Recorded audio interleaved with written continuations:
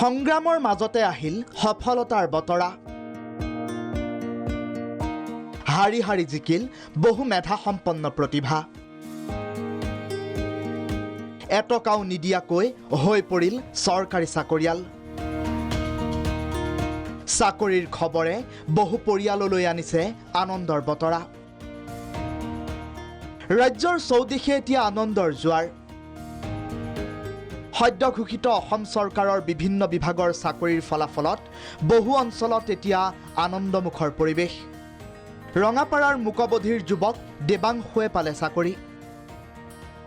জীৱনত বহুবাৰ চাকৰিৰ ইণ্টাৰভিউ দি এক প্ৰকাৰ চাকৰিৰ আশা বাদ দিছিল মুকবধিৰ যুৱকজনে। কিন্তু শাৰীৰিক বাধাগ্ৰস্ততাকো নেওচি সংগ্ৰামৰ ৰণত জয়ী হ'ল দেবাংশু। চতুৰ্থ বৰ্গৰ পৰীক্ষাত উত্তীৰ্ণ হৈ দেবাংশুৱে সমগ্ৰ ৰঙাপাৰালৈ কঢ়িয়ালে গৌৰৱ। সি যেনেকৈ পৰীক্ষা দিলে, পৰীক্ষা দিয়াৰ পিছতে সি কৈছে এইবাৰ মই পাম, আৰু সঁচাকৈ এইবাৰ পালে।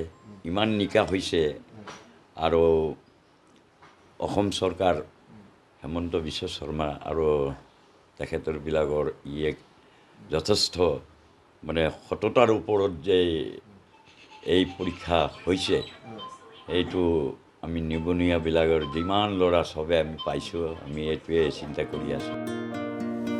গুৰেশ্বৰৰ দুই পিতৃহাৰা যুৱকে লাভ কৰিলে চাকৰি।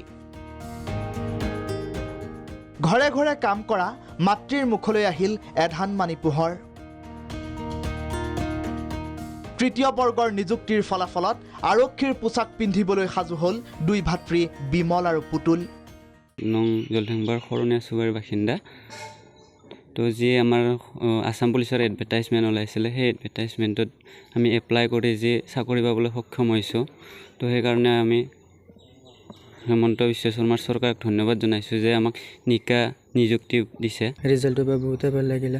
মোক মায়ে আৰু ডাঙৰ ককাই কাম কৰি বহুত কষ্টৰে এইখিনিলৈকে পঢ়ালে, আৰু মা আৰু ককাৰ বাবে এইখিনিলৈকে আজি জেল ৱাৰ্ডাৰৰ বিভাগত সেই বাছনি হৈছোঁ। সোণাৰীৰ বাৰেগাঁৱতো আনন্দৰ জোৱাৰ। সৰু পাণ তামোলৰ এখন দোকান দিয়া দৰিদ্ৰ পৰিয়ালৰ কৰুণাকান্ত গগৈয়ে পালে বন বিভাগৰ চাকৰি। বহুত ষ্ট্ৰাগল কৰিছিলোঁ ইয়াৰ কাৰণে, আৰু আজি পাবলৈ আজি এই স্থানত উপলব্ধ হ'লোঁ, সফলতা লাভ কৰিলোঁ। আৰু এই ক্ষেত্ৰত পোনপ্ৰথমে মই অসম চৰকাৰ তথা মাননীয় মুখ্যমন্ত্ৰী হিমন্ত বিশ্ব শৰ্মাক ধন্যবাদ জনাম, আৰু তাৰ লগতে মোৰ মা দেউতা আৰু যিসকল মোৰ লগৰ বন্ধু বান্ধৱ তেওঁলোককো ধন্যবাদ জনাম, যিহেতুকে এই ক্ষেত্ৰত মোক বহুতখিনি সহায় সহযোগিতা আগবঢ়াইছিলে। চিলাপথাৰৰ ডিমৌত একেখন ঘৰলৈ হঠাৎ আহিল তিনিটা চাকৰিৰ খবৰ। কঠোৰ জীৱন সংগ্ৰামেৰে আগবঢ়া তিনি ভাতৃ ভগ্নীৰ সফলতাত সুখী অঞ্চলবাসী। মই অসম চৰকাৰক প্ৰথমতে ধন্যবাদ দিব বিচাৰোঁ, আৰু স্বচ্ছ আৰু নিকা হোৱাৰ বাবে এই চাকৰি আমাৰ ছোৱালীবোৰে লাভ কৰিছে। আগৰ পৰাই বহুতখিনি আসাম পুলিচতো বহুতখিনি ফৰেষ্ট এক্সাইজ চব দিলোঁ, কোৱালিফাই হ'লোঁ, কিন্তু বহুতো কম মাৰ্কৰ কাৰণে এডমিট নাহিলে, তো সেইকেইটাত নহ'ল। তো যিটো পৰীক্ষা এইটো অসম চৰকাৰে নিযুক্তি দিয়া চতুৰ্থ বৰ্গৰ চাকৰিত মই এইবাৰ সফলতা লাভ কৰিলোঁ, যিহেতু 4 মে' তাৰিখে ইয়াৰ ৰিজাল্ট ঘোষণা কৰি দিয়া। ডিব্ৰুগড়তো ভাতৃ ভগ্নীৰ একেলগে হ'ল চাকৰি। অৰবিন্দ বৰগোহাঁই আৰু নীতাশ্ৰী বৰগোহাঁইৰ সফলতাত সুখী পৰিয়ালৰ লোক। মা দেউতাই বহুত কষ্ট কৰিছিলে আমাৰ লগত। মায়ে জেললৈ যিমান দূৰলৈ হওক, যিমান হেৰি হওক লৈ যায়। মা পাপাই মানে আমাৰ লগত বহুত কষ্ট কৰিছে, ভাল লাগিছে। বাক্সাত চুলি কাটি থাকোঁতেই দুই নাপিত ভাতৃয়ে পালে ভাল খবৰ।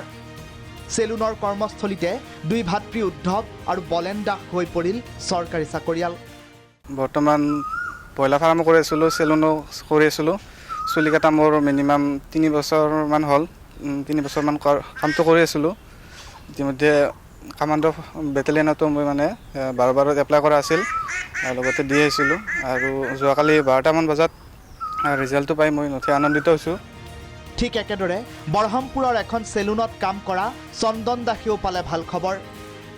স্বচ্ছ নিকা আৰু মেধাৰ ভিত্তিত নিযুক্তি প্ৰদানৰ বাবে ৰাজ্যৰ মুখ্যমন্ত্ৰীক আটায়ে দিছে ধন্যবাদ। চাকৰি পোৱাৰ ক্ষেত্ৰত তামোল এখনো খুৱাবলগীয়া পৰিৱেশ নোহোৱাৰ বাবে আজি কৃতজ্ঞ ৰাজ্যৰ বহু দৰিদ্ৰ পৰিয়াল। Bureau' report, Prag news.